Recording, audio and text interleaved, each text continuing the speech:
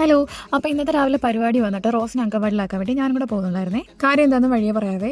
അപ്പുറത്ത് ഒരു ജംഗ്ഷൻ അകലെ ഒരു വണ്ടി വരുന്നു. അപ്പോൾ അത് പോയിട്ട് പോകാമെന്ന് പറഞ്ഞ് കയറി നിൽക്കുന്നുണ്ടോ. ഇതുപോലത്തെ 2 വണ്ടി പോയതിനു ശേഷമാണ് അവർ എൻ്റെ കൂടെ വന്നത്. പറഞ്ഞിട്ട് കാര്യമില്ല, വണ്ടി വരുമ്പോൾ സൈഡൊന്നും നിൽക്കാൻ പറഞ്ഞ് എന്നെ വേണം പറയാൻ.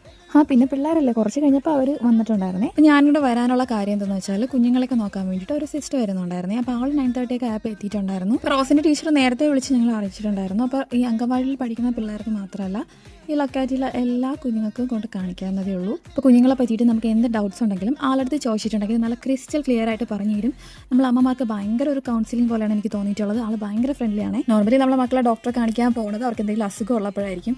ആ ടൈമിൽ നമുക്ക് പ്രത്യേകിച്ചൊന്നും മക്കളെ കുറിച്ച് പറയാനൊന്നും പറ്റത്തില്ല. പക്ഷേ നമുക്ക് ഈ സിസ്റ്ററിനകത്ത് നമുക്ക് എന്തും ധൈര്യമായിട്ട് പറയാവേ. അപ്പോൾ ചെന്ന ടൈമിൽ സിസ്റ്ററിനകത്ത് ആളിരിപ്പുള്ളതുകൊണ്ട് അവർ കൊണ്ടുവന്ന ഫ്രൂട്ട്സ് ഒക്കെ കഴിക്കുന്നുണ്ടായിരുന്നു. അതാ റോസിന് ഹൈറ്റ് ഒക്കെ നോക്കി വെയിറ്റ് മെഷീൻ കംപ്ലൈന്റ് ആയതുകൊണ്ട് വെയിറ്റ് ഒന്നും നോക്കാൻ പറ്റിയിട്ടില്ല. പിന്നെ ഒരു പണി കിട്ടിയ എന്താണെന്ന് വെച്ചാൽ ഇവളുടെ ഒരു വൈറ്റമിൻ മുടങ്ങിയിട്ടുണ്ടായിരുന്നു. അപ്പോൾ അടുത്ത നെക്സ്റ്റ് വൈറ്റമിൻ്റെ സമയമായിട്ടുണ്ടായിരുന്നു. അപ്പോൾ തൊട്ടപ്പുറത്തോട്ടുള്ള അങ്കവാടിയിൽ ഇപ്പോൾ വൈറ്റമിൻ കൊടുക്കുന്നുണ്ട്. അപ്പോൾ നമ്മൾ അങ്ങോട്ട് പോവുകയാണ്. ഇത് ഞങ്ങളുടെ തെക്കമ്പാക്കം സ്കൂളാണ്. റോസിന് ഈ സ്കൂളിൽ പഠിക്കണം എന്നാണ് അവൾ പറയുന്നത്.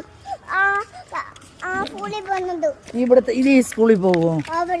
എന്താണ് കാര്യം എന്നൊന്നും അറിയത്തില്ല. അപ്പോൾ ഞങ്ങൾ തൊട്ടപ്പുറത്തുള്ള അങ്കവാടിയിൽ എത്തിയിട്ടുണ്ട്. അപ്പോൾ ഇവിടെ ചെന്നപ്പോൾ തന്നെ ഒരു പ്ലേ ഗ്രൗണ്ട് പോലെ ഉണ്ടായിരുന്നു. അപ്പോൾ അവൾ അവിടെ ഊഞ്ഞാലൊക്കെ ആടാൻ വേണ്ടി പോയിട്ടുണ്ടായിരുന്നേ. ഇത് മുന്നേ ഒരു ഹെൽത്ത് സെന്റർ ആയിരുന്നേ. വിളിച്ചിട്ടൊന്നും വരുന്നില്ല. അപ്പോൾ അവൾ ഉമ്മച്ചി ഒരു കമ്പൊക്കെ എടുത്തിട്ട് കൊണ്ടുവരാൻ ശ്രമിക്കുന്നതാണ്. പിന്നെ ഇടയ്ക്ക് പറയുന്നുണ്ടായിരുന്നു ഈ അങ്കവാടിയിൽ പഠിക്കണം എന്ന്. വേറൊന്നും കണ്ടല്ല, ആ കുഞ്ഞ് പാർക്കും അത് സംഭവമില്ലേ, അത് കണ്ടിട്ടാണ്. സത്യത്തിൽ ഇപ്രാവശ്യം അവളെ പ്ലേ ക്ലാസ്സിലാക്കേണ്ടായിരുന്നു. അപ്പം ഞാൻ കുറേ ഹാബിറ്റ്സ് ഒക്കെ മാറട്ടെ എന്ന് വിചാരിച്ചിട്ടാണ് അങ്കവാടിയിൽ തന്നെ ഇരുത്തിയിട്ടുണ്ടായിരുന്നത്. അവൾ കുറച്ച് സോഷ്യലൈസ് ഒക്കെ ആവട്ടെ എന്ന് വിചാരിച്ചിട്ടാണ്.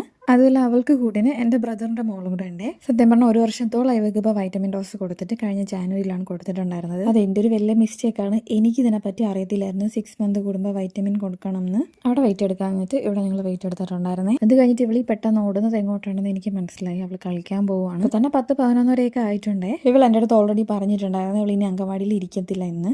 എൻ്റെ കൂടെ വീട്ടിൽ വരും എന്ന് എൻ്റെ അടുത്ത് ഓൾറെഡി പറഞ്ഞിട്ടുണ്ട്. എന്താവും നമുക്കറിയത്തില്ല. ഇപ്പോൾ ഇവിടുത്തെ ടീച്ചറായിട്ട് ഉമ്മച്ചി സംസാരിച്ചുകൊണ്ടിരിക്കുന്ന ടൈമിൽ അവൾക്ക് അത് തന്നെ സമയമൊന്നും പറഞ്ഞ് ഊഞ്ഞാലാടിക്കൊണ്ടേയിരുന്നു. പിന്നെ അതാ തിരിച്ച് പോകുന്ന വഴിക്ക് ഇതാ റോട്ടിൽ കിടന്ന ബഹളമുള്ള ഒരു കുഞ്ഞു കട കണ്ട് ആ കടയിൽ എന്തോ അവൾ കണ്ണിൽ കണ്ട്. അങ്ങനെ പിന്നെ 2 ലോലിപോപ്പ് മേടിച്ചു. ഒന്നും അവൾക്കും പിന്നെ ബ്രദറിന്റെ മോക്കും മേടിച്ചിട്ടുണ്ടായിരുന്നു. പിന്നെ എൻ്റെ കണ്ണിൽ പിടിച്ചത് ഇതൊക്കെയായിരുന്നേ. ഇപ്പം മേടിച്ച മിഠായിക്ക് ഞാൻ അവിടെ കടം പറഞ്ഞതുകൊണ്ട് തന്നെ കൂടുതൽ നേരമൊന്നും അവിടെ നിൽക്കാൻ നോക്കിയിട്ടില്ല.